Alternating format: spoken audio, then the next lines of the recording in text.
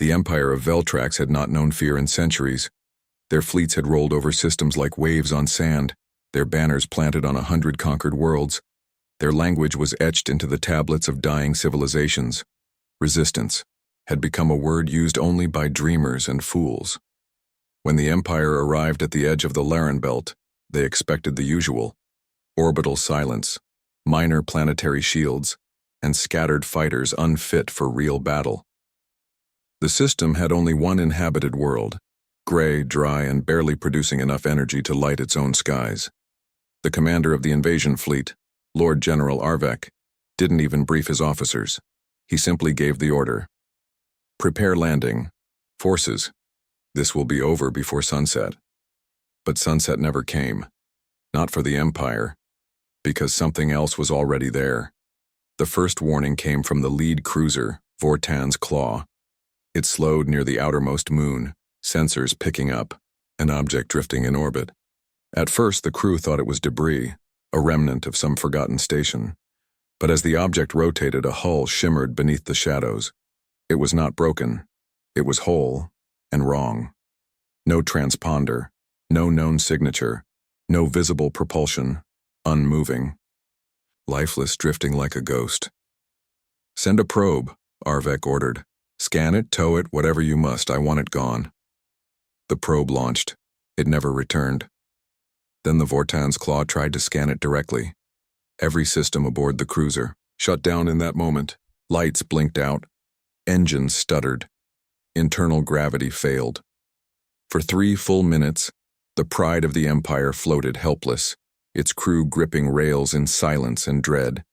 Then, without cause, everything came back online. But the ghost ship had vanished, just gone.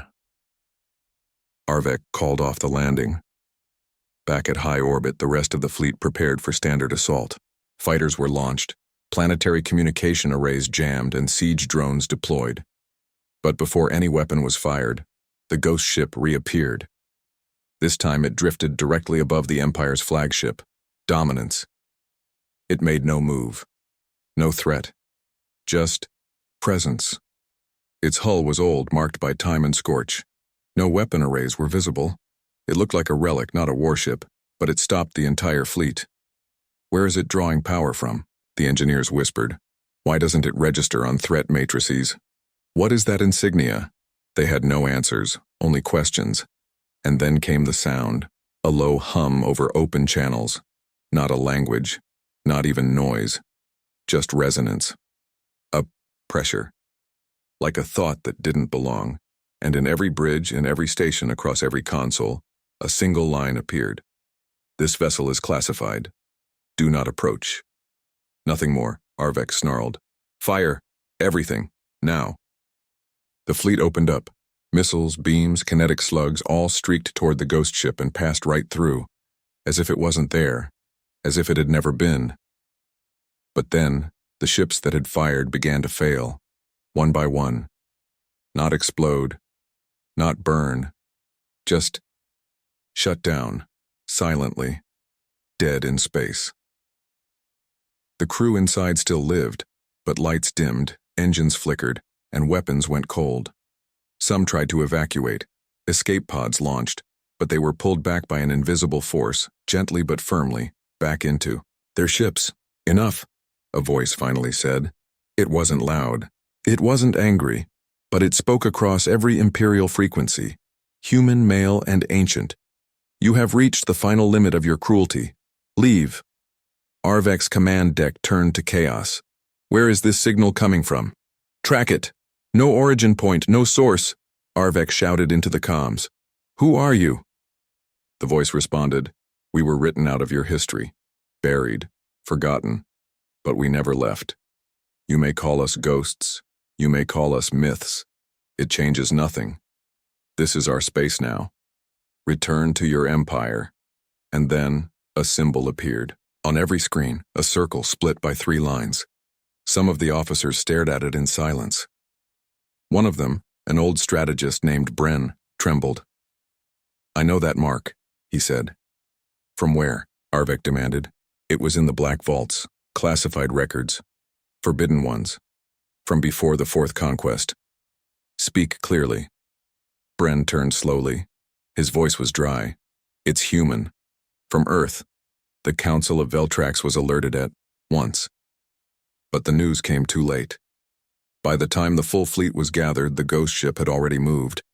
Every Imperial listening post in the sector went dark. Every mining station reported systems malfunctions. Every ship that tried to approach stopped moving. It was like the entire edge of the Empire had fallen under a silent blockade. But there were no explosions, no invasions, only one constant: do not approach.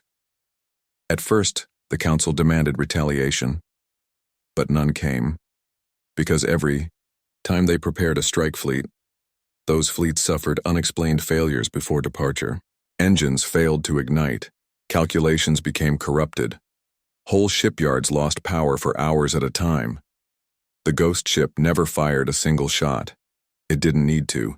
Its presence alone unraveled the reach of the Veltrax Empire in that region, and, after one full cycle of trying, of failing, of witnessing their own military crumble at the edges, the Empire retreated, not from fear of war, but from something worse, a war they could not understand. Months later, travelers passing through the Lauren Belt reported sightings. The ghost ship remained. Sometimes it vanished for days. Sometimes it drifted in plain view, always silent, always watching. And eventually the people began to whisper. They said Earth was not gone, that humanity had never truly disappeared, that while empires rose and fell, the old defenders had waited, not for conquest, not for dominance, but for the moment when they were needed again. No one knew where Earth was now. No one dared look, but everyone remembered the name etched on the side of that ship, revealed once during a solar flare before fading again into shadow. Sol Sentinel, and beneath it, the inscription, "We kept our silence. You broke the peace."